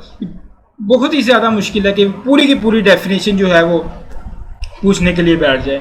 तो इस पूरी डेफिनेशन को एक बार आप पढ़ लें, कुछ चीज़ आपको समझ में नहीं आ रही, कुछ चीज़ आपको तंग कर रही है, कंफ्यूज कर रही है, नंबर मैंने डिस्क्रिप्शन में दिया हुआ है अपना पर्सनल, आप उस उधर मैसेज करके भी पूछ सकते हैं। तो एक बार आप इसको पढ़ लें 2 मिनट।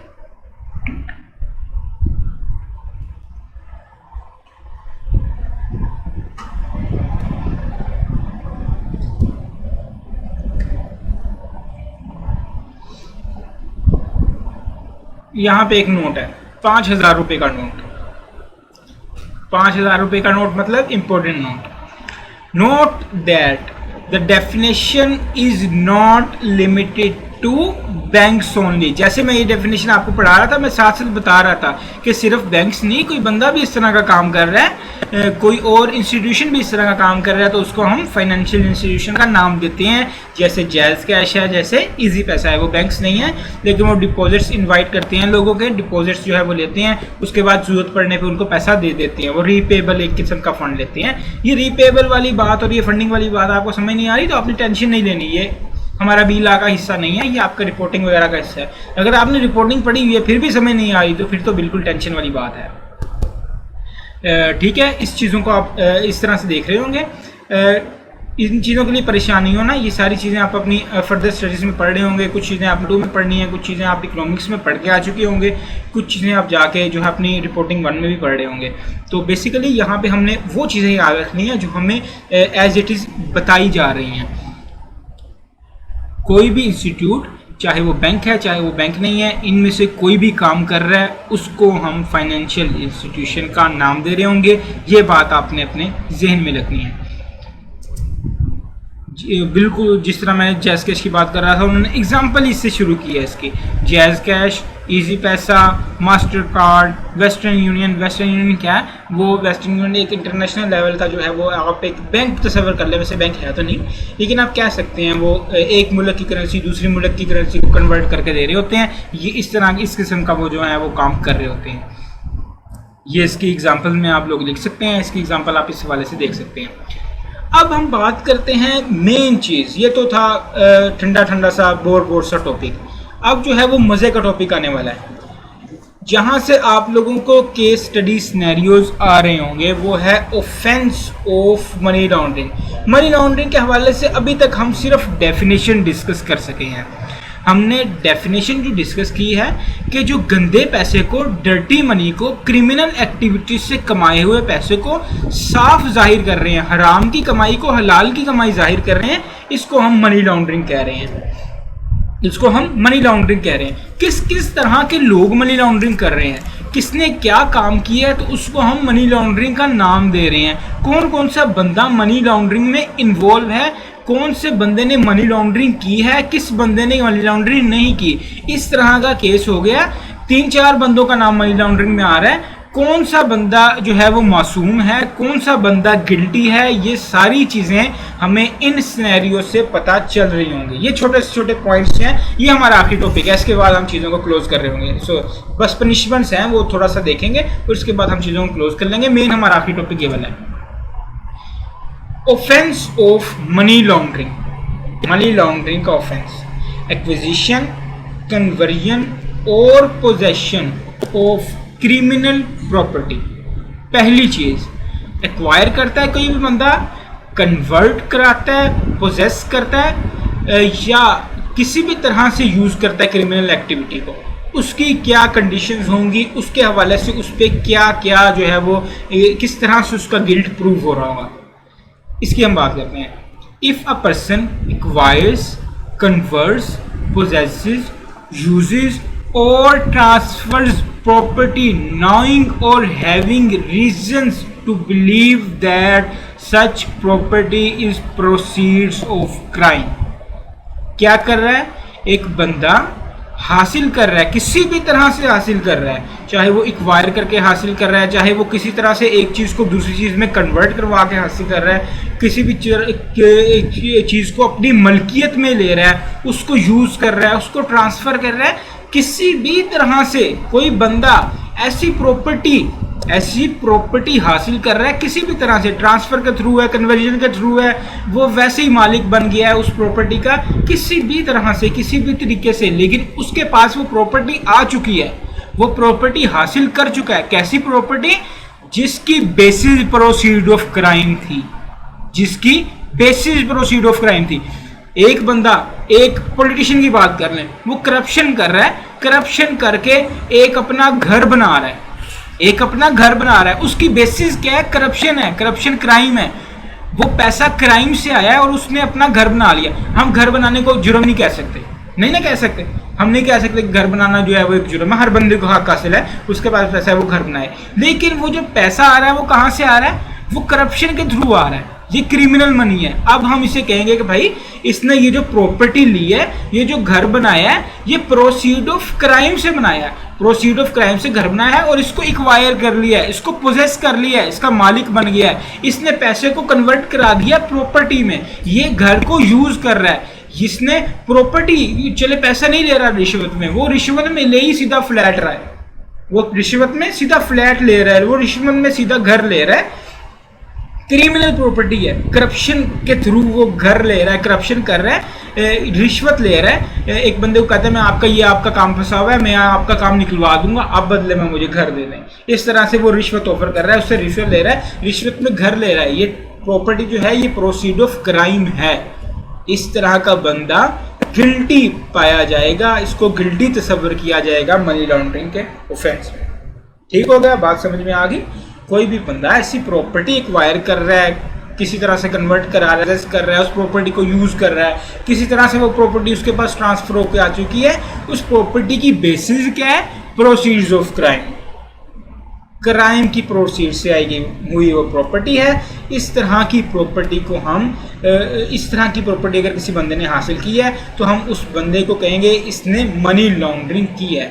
और उस प्रॉपर्टी को शो क्या कर रहा है? ये मेरी साफ प्रॉपर्टी है, ये मेरी अच्छी प्रॉपर्टी है, ये मेरी अच्छी प्रॉपर्टी है, ये मेरा घर है, ये मैंने अपने हलाल के पैसे से घर बनाया, हालांकि वो करप्शन करके घर बना रहा है। तो इसको अच्छी चीज़ शो कर रहा है, अच्छा पैसा शो कर रहा है, वाइट मनी शो कर रहा है, ब्लैक मनी को गलत तरीके से हराम की कमाई से कमाया हुआ जो घर है उसको वो हलाल का शो कर रहा है। इसको हम मनी लॉन्ड्रिंग का नाम दे रहे होंगे। इसकी एग्जांपल देखें, ICAP सेल टेक्स्ट में क्या दी हुई है।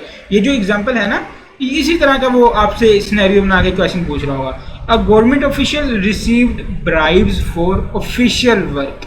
क्या किया? गवर्नमेंट ऑफिसर ने ऑफिशियल काम के लिए रिश्वत हासिल की and boat a house using the proceeds.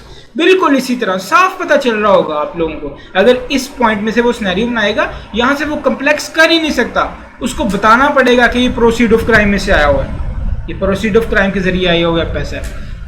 इस तरह से वो बता रहा होगा और आपको साफ पता चल रहा होगा कि ये मनी लॉन्ड्रिंग कर रहा है, he has committed offence of money laundering. तो किसी तरह जो यहाँ पे एग्जांपल में गवर्नमेंट ऑफिशियल है, उसने रिश्वत हासिल की, ऑफिशियल काम के लिए अपना घर बनाया उस रिश्वत के साथ, तो हम कहेंगे इसने मनी लॉन्ड्रिंग की है। घर तो अच्छी चीज़ है ना, घर अच्छी चीज़ है ना, घर तो कोई हम नहीं कह सकते अगर किसी ने घर बनाया है तो इसने गलत काम किया है, लेकिन अगर किसी ने रिश्वत ली है तो हम कह सकते हैं उसने गलत काम किया है। तो अल्टीमेटली वो रिश्वत के पैसे से घर लेके ये शो करना चाह रहा है कि मैं वो जो गलत पैसा लिया था वो मैंने साफ कर दिया, मैंने अच्छी चीज़ बनाई है, मैंने घर बनाया है।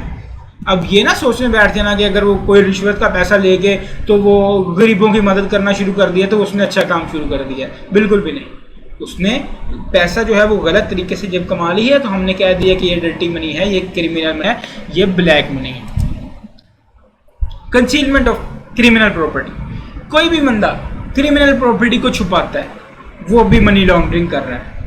अब ये थोड़ी टेक्निकल बातें आगे आ रही हैं। पहले तो पिछली बात तो डेफिनेशन के साथ ही थी कि भाई किसी ने भी क्रिमिनल एक्टिविटी से पैसा कमाया, उसको साफ जाहिर कर दिया, इसको हमने मनी लॉन्ड्रिंग कह दिया। तो पहली बात एक्विजिशन, कन्वर्जन और पोजेशन ऑफ क्रिमिनल प्रॉपर्टी की हमने बात की कि भाई उसमें वो एक्वायर कर रहा था किसी भी तरह से जो क्रिमिनल एक्टिविटी थी, क्रिमिनल एक्टिविटी से पैसा कमाया हुआ था और उस चीज़ से वो प्रॉपर्टी एक्वायर कर रहा था। ये तो सीधी बात समझ आती है कि भाई पैसा ही क्राइम से आ रहा है, ये तो मनी लॉन्ड्रिंग वो कर रहा है। लेकिन यहाँ पे हो सकता है वो मनी लॉन्ड्रिंग ना कर रहा हो, बंदा डायरेक्टली गलत तरीके से पैसा ना कमा रहा हो, लेकिन वो कर क्या रहा है, कंसीलमेंट ऑफ क्रिमिनल प्रॉपर्टी, उस क्रिमिनल प्रॉपर्टी को छुपाने में मदद कर रहा है। किस तरह से छुपा सकता है?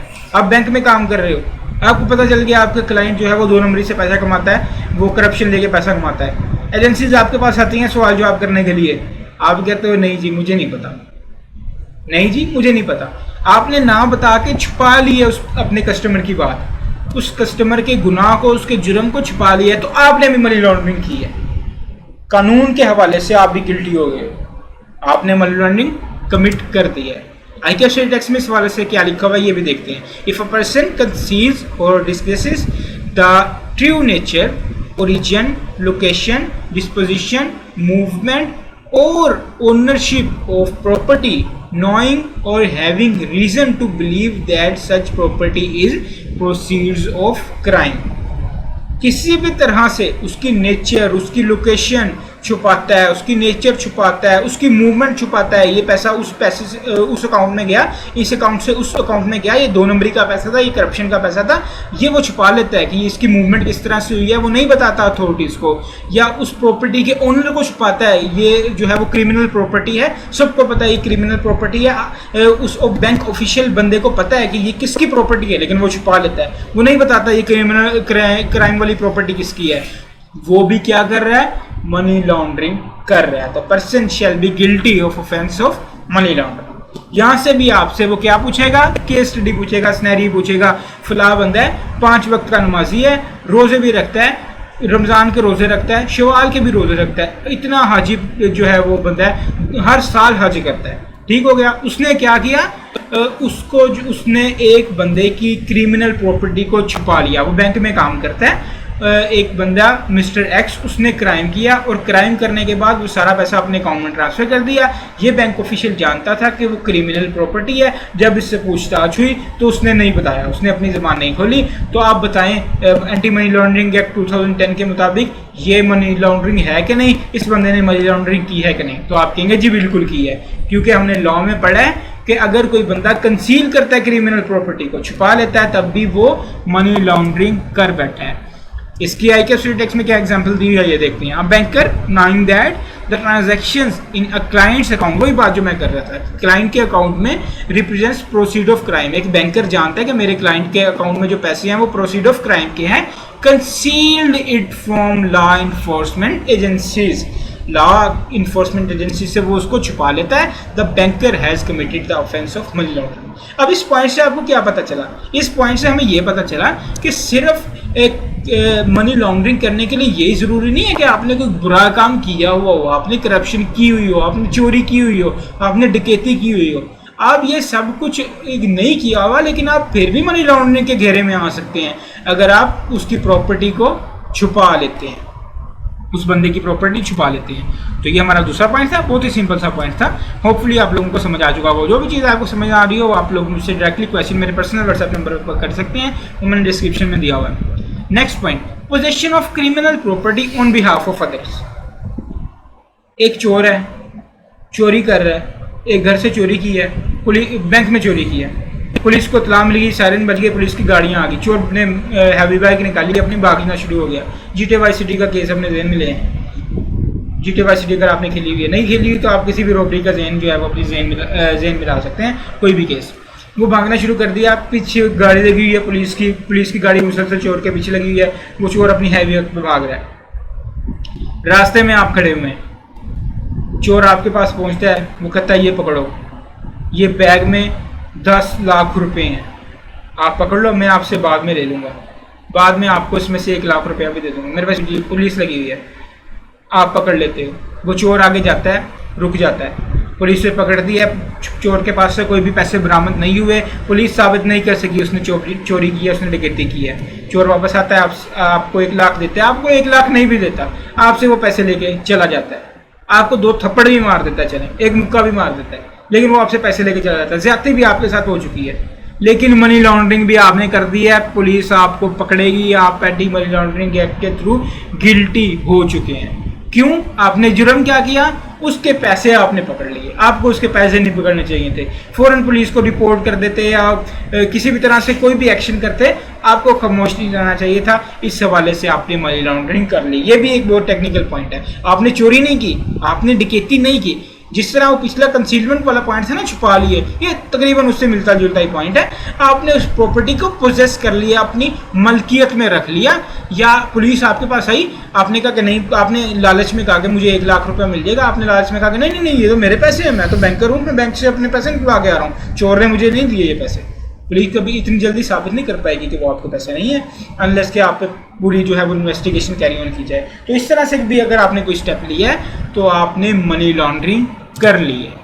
ठीक है, इस चीज को भी आपने अपने जहन में रखना है। आई कैप्शन टेक्स्ट में क्या लिखा हुआ है? If a person holds or possesses on behalf of any other person any property knowing or having reasons to believe that such property is proceed of crime, the person shall be guilty of offence of money laundering. बिल्कुल वही बात जो मैंने आपको उर्दू में आसान अल्फाज में समझाई, वो उन्होंने अंग्रेजी में ही आसान अल्फाज में लिख दी है।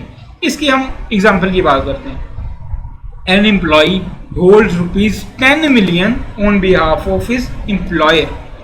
एक एम्प्लॉय अपने एम्प्लॉयर के बिहाफ पे 10 मिलियन रुपीज, 1 करोड़ रुपए जो है वो रख लेता है, पकड़ लेता है। Knowing that the amount was proceeds of crime, उसे पता है ये अमाउंट कैसी है, ये अमाउंट क्राइम की प्रोसीड से आई है, क्रिमिनल एक्टिविटी से आई है। तो उसने क्या किया है? उसने मनी लॉन्ड्रिंग की है। ये देखें, ये वाला केस और कंसीलमेंट वाला केस बिल्कुल मिलता जुलता केस है।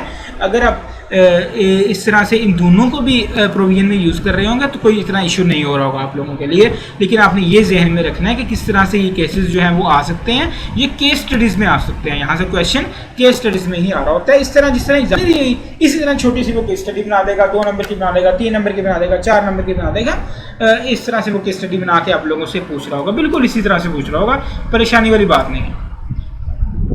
पार्टिसिपेशन इन money laundering, very very very very very important point. अभी तक तो हमने थोड़े सादा सादा से पॉइंट्स देखे हैं, ये बहुत ही इंपॉर्टेंट पॉइंट है। पहले तो हम देख रहे थे कि उसने छुपा लिए पैसे, पिछले पॉइंट में कंसीलमेंट वाले में देखा, फिर भी वो किसी तरह से इन्वॉल्व हो गया था। अगले पॉइंट में हमने देखा कि उसने पोजेस कर ली, अपनी मलकियत में रख ली क्रिमिनल प्रॉपर्टी किसी बंदे के बिहाफ पे, यहाँ पे भी वो किसी तरह से इन्वॉल्व हो गया। अब यहाँ से पार्टिसिपेशन इन मनी लॉन्ड्रिंग किस तरह से हो रही होगी? वो उसको सिर्फ उभार रहा होगा, यार तेरे 3 बच्चे हैं, तू अपनी बीवी का खर्चा कैसे उठाएगा? 10,000 रुपये का तेरी बीवी डेली का मेकअप कर देती है, तेरे बच्चे के पैम्पर इतने के आते हैं, ये इतने का आता है, ये इतने का आता है, तो कुछ 2 नंबरी लगा। तू जिस बैंक में बैठता है ना, तू जिस कंपनी में बैठता है, उसके जो एम्प्लॉयर हैं वो भी 2 नंबरियाँ करते हैं, कोई मसला नहीं। तू उनके बैंक की ट्रांजैक्शन का हिसाब लगता है, सारे बैंक के पैसे आते जाते तू निकलवाता है, तो थोड़े बहुत 1 लाख 2 लाख इधर उधर कर लिया कर, कोई मसले वाली बात नहीं। इस तरह से मशवरा देता है कोई किसी को। क्या कर रहा है वो? कुछ भी नहीं कर रहा, मनी लॉन्ड्रिंग नहीं कर रहा, कंसील नहीं कर रहा, वो क्रिमिनल प्रॉपर्टी दूसरों के बिहाफ पे अपने पोजेशन में नहीं रख रहा। क्या कर रहा है? मशवरा दे रहा है। अच्छा वैसे ये बात आप लोगों को क्यों बताई जा रही है? आप चार्टर्ड अकाउंटेंट्स हैं, आप लोगों के मशवरों से पूरी कंपनीज चल रही होती हैं। इंशाल्लाह कल को आप चार्टर्ड अकाउंटेंट्स बन चुके होंगे, आप लोगों के मशवरे पे पूरी की पूरी कंपनीज चल रही होती हैं, उनकी हर डिसीजन आपके जो है वो मशवरे पे बेस कर रहा होता है, उनकी पूरी की पूरी बजटिंग आपके मशवरों पे बेस कर रही होती है। तो अगर आप किसी को इस तरह का मशवरा दे देते हैं ना, तो आप तब भी आपने मनी लॉन्ड्रिंग कर दी है, तब भी आपने मनी लॉन्ड्रिंग कर दिया है। आप मशवरा नहीं देते, आप उसे फैसिलिटेट कर देते हैं। वो कहता है यार मैंने मना किसी किस्म से करप्शन करनी है, लेकिन मुझे समझ नहीं आ रहा मैं करप्शन का पैसा कहाँ रखूं। आप कहते हैं टेंशन क्यों ले रहा है, मेरा अकाउंट खाली पड़ा हुआ उसमें रख दे। आपने उसे फैसिलिटेट कर दिया, किसी तरह से, किसी भी तरह से आपने उसकी मदद कर दी, किसी भी तरह से आपने उसकी मदद कर दी मनी लॉन्ड्रिंग करने में। आपने क्या कर दिया? मनी लॉन्ड्रिंग कर दी। आप मनी लॉन्ड्रिंग एक्ट के अंडर जो है वो गिल्टी हो गए, आप मनी लॉन्ड्रिंग करने लगे हैं। ये पॉइंट्स देखिएगा दूसरी लाइन में, फर्स्ट वर्ड के बाद सेकंड वर्ड है अटेम्प्ट्स टू कमिट।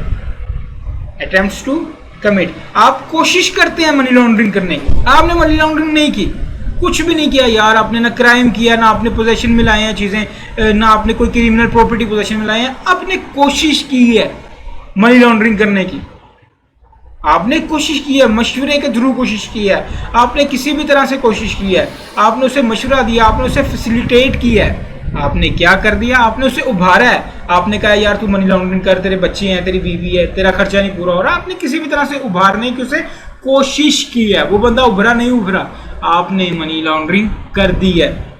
आपने मनी लॉन्ड्रिंग कर दी है। अटेम्प्ट्स टू कमिट, इस चीज को आप अपने जहन में रखें। कोशिश करते हैं कमिट करने की मनी लॉन्ड्रिंग, कोशिश करते हैं कमिट करने की मनी लॉन्ड्रिंग, तो आपने मनी लॉन्ड्रिंग कर दी है।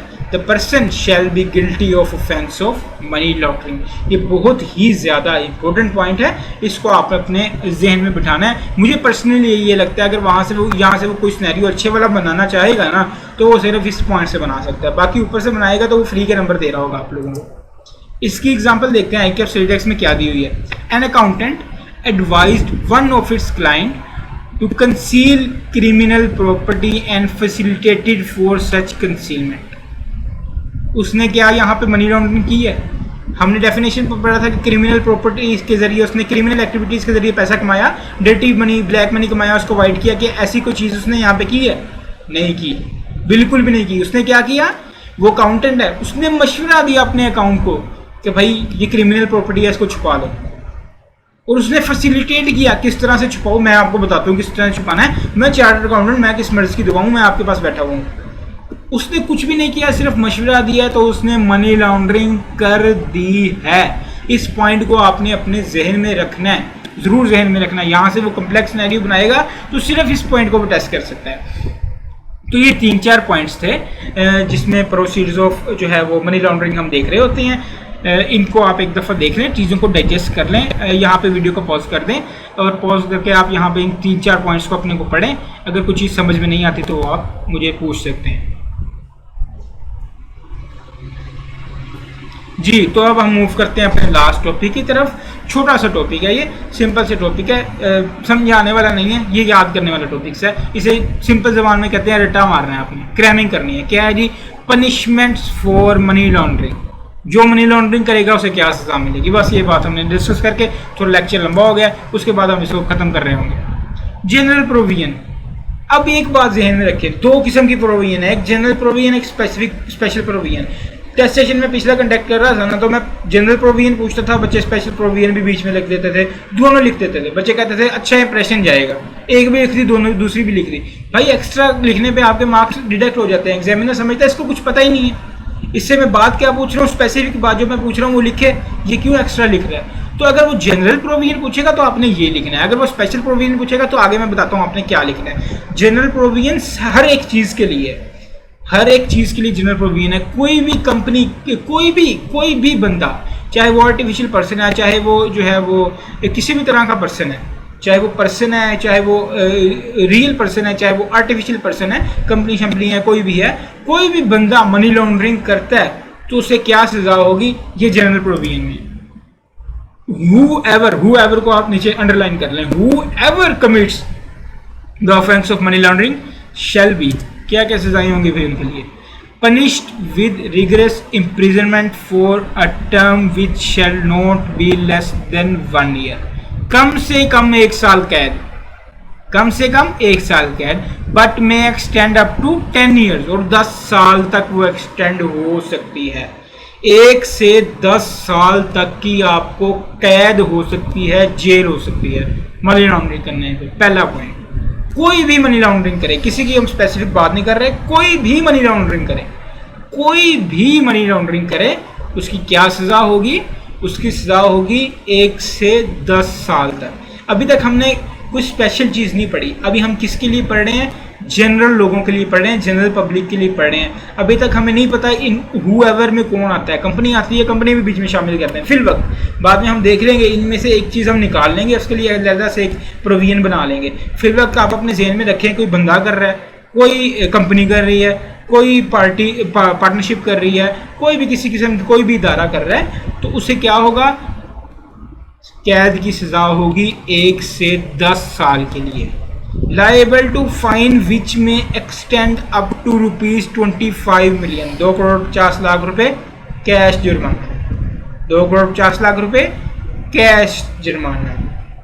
Liable to forfeiture of property involve in money laundering, जो प्रॉपर्टी मनी लॉन्ड्रिंग में इन्वॉल्व थी उसको वो हैंड ओवर कर देगा अथॉरिटीज को, एजेंसीज को हैंड ओवर कर देगा, गवर्नमेंट को हैंड ओवर कर देगा। ठीक है, अगर उसके पास वो प्रॉपर्टी नहीं ली, उसने मनी लॉन्ड्रिंग की थी, वो प्रॉपर्टी ली थी, उस प्रॉपर्टी को बेच के पैसे खा चुका है, अब उसके पास वो प्रॉपर्टी नहीं है, तो ये प्रोविजन इनवैलिड हो जाएगी ना।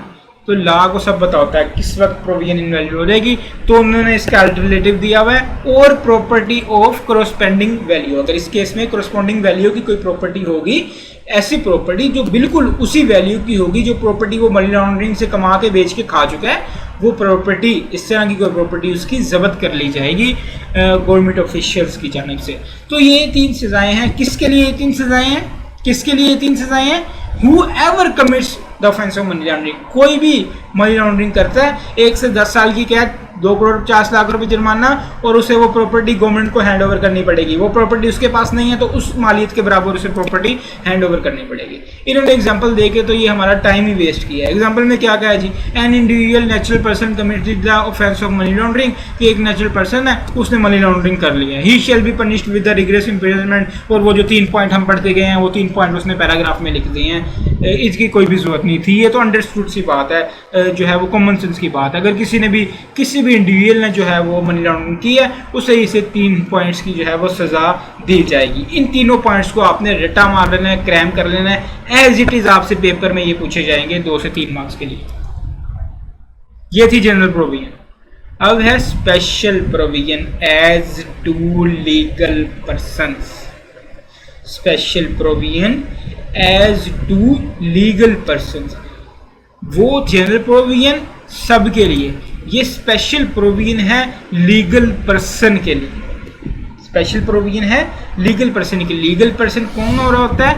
इन्होंने एग्जांपल दी हुई है कंपनी की, जैसे कि कोई कंपनी है। In case of a legal person such as company, the fine may extend up to 100 million. क्यों क्या है ये? पहले तो बात कर रहे थे ना इंडिविजुअल के लिए, तब उन्होंने कहा था कि भाई 2 करोड़ 50 लाख रुपए फाइन होगा, 25 मिलियन फाइन होगा। अचानक उन्होंने 75 मिलियन क्यों इंक्रीज कर दिया? आप सोचें जरा, क्यों इंक्रीज कर दिया? कंपनी मनी लॉन्ड्रिंग करती है, क्या वो कंपनी को उठा के जेल में डालेंगे? बताएं ना, कंपनी को उठा के क्या वो जेल में डाल रहे होंगे? बिल्कुल भी नहीं डाल सकते। कंपनी एक आर्टिफिशियल पर्सन है, वो तो एग्जिस्ट नहीं करता, आप उसको कैसे जेल में डाल देंगे? इस वजह से उन्होंने जेल की सजा खत्म करके इसके लिए क्या कर दिया? 25 मिलियन से 100 मिलियन फाइन कर दिया। In case of legal person the fine may extend up to 100 million. इसको भी आपने रट्टा मारना है, ठीक हो गया? एनी डायरेक्टर, ऑफिसर और employee of such legal person who is found guilty shall also be punishable as provided in general provision above। ये तो थी ऊपर वाली बात सिर्फ कंपनी के लिए, अगर तो कंपनी ने लिखी है, लेकिन जो डायरेक्टर पर्सनली उसमें इन्वॉल्व है उसको सजा मिलेगी, वही जनरल प्रोविजन वाली। कौन कौन सी सजाएं हमने पढ़ी थी, 1 से 10 साल के लिए कैद है, 25-36 लाख जुर्माना है और प्रॉपर्टी उसको वापस करनी पड़ेगी, वो सजाएं इसको मिल रही होंगी। लेकिन कंपनी के केस में उसे स्पेशली 100 मिलियन जुर्माना किया जा रहा होगा। इस पॉइंट को आपने ग्रैम कर लेना है। अगर कोई स्पेशल प्रोविजन पूछता है वो किसके लिए होगी, लीगल पर्सन के लिए होगी। कंपनी हो सकती है, पार्टनरशिप हो सकती है। वैसे पार्टनरशिप की लीगल जो है वो एंटिटी नहीं होती, लीगल पर्सनैलिटी नहीं होती, ये बात हम डिस्कस कर चुके हैं। कंपनी की होती है। तो अगर कोई कंपनी है वो इस तरह की मनी लॉन्ड्रिंग में इन्वॉल्व होती है तो उसे 100 मिलियन तक का फाइन किया जा रहा होगा। और कोई डायरेक्टर अगर इसमें इन्वॉल्व आ जाता है उस डायरेक्टर को क्या सजा होगी, जनरल प्रोविजन वाली। क्यों? क्योंकि वो डायरेक्टर तो इंडिविजुअल है, उसे तो हम इम्प्रिजनमेंट दे सकते हैं, उसे तो हम कैद की सजा दे सकते हैं, उसे तो हम पकड़ के जेल में डाल सकते हैं, कंपनी को हम जेल में नहीं डाल सकते। लास्ट एग्जांपल पढ़ के हम जो है वो खत्म करते हैं अपनी बात को, अपने आज के लेक्चर को। Company legal person committed the offence of money laundering, ये भी आर एग्जांपल उन्होंने वैसी डाली हुई है जैसे उन्होंने पिछली डाली हुई थी कि कंपनी है उसने मनी लॉन्ड्रिंग कर ली है तो अब उसको क्या सजा मिलेगी, तो ये 100 मिलियन वाला फाइन हो जाएगा। और अगर कोई डायरेक्टर जो है वो इन्वॉल्व है तो उसके लिए जनरल प्रोविजन वाली तीनों की तीनों बातें आपने लिख देनी है। तो आपको अगर इसके 3 से 4 मार्क्स हुए वो मिल जाएंगे। ये रट्टे में पूछ रहा होगा, टेंशन ना लें, इसका नहीं सिनेरियो बनाता। इसका सिनेरियो बनाएगा भी तो मतलब ये बता देगा फलां पर्सन है, उस फलां पर्सन ने जो है वो मनी लॉन्ड्रिंग की है तो बता दें उसकी सज़ा क्या होगी। ये नहीं को घुमा सकता भी उसकी सज़ा जो है वो पहले 10 साल थी, अब जो है वो हमने 5 साल कर दी है, तो बताएं 10 साल तो वो भुगत चुका है तो कितने माइनस हो गए, कितने रह गए। वो इस तरह का कोई सिनेरियो नहीं बना सकता। वो सिंपल सी चीज़ पूछ रहा होगा कि सज़ा बता दे भाई, जनरल प्रोविजन में क्या सज़ा हो रही होगी, स्पेशल प्रोविजन में क्या सज़ा हो रही होगी। तो जब वो स्पेशल प्रोविजन पूछेगा क्वेश्चन में, अगर वो स्पेसिफाई करता है कि स्पेशल प्रोविजन की आप पनिशमेंट्स बताएं तो आप ये चीज़ बताएंगे, जनरल प्रोविजन की पूछता है तो पिछली चीज़ बताएंगे। दोनों की इकट्ठी नहीं बतानी, दोनों की इकट्ठी आपने नहीं बतानी, गलत इंप्रेशन जाता है एग्जामिनर पर। तो ये था आज की हमारी डिस्कशन। कल हम इंशाल्लाह इस चैप्टर को कंप्लीट कर रहे होंगे और इसके साथ हम इसका जो मार्च 2022 में क्वेश्चन आया था उसको भी डिस्कस कर रहे होंगे। अभी तक जितना हमने पढ़ा है इसमें अभी तक कोई क्वेश्चन जो है वो हमें पास पेपर से नहीं मिला मुझे। तो इंशाल्लाह मुलाकात होती है कल, तब तक के लिए अल्लाह हाफिज़।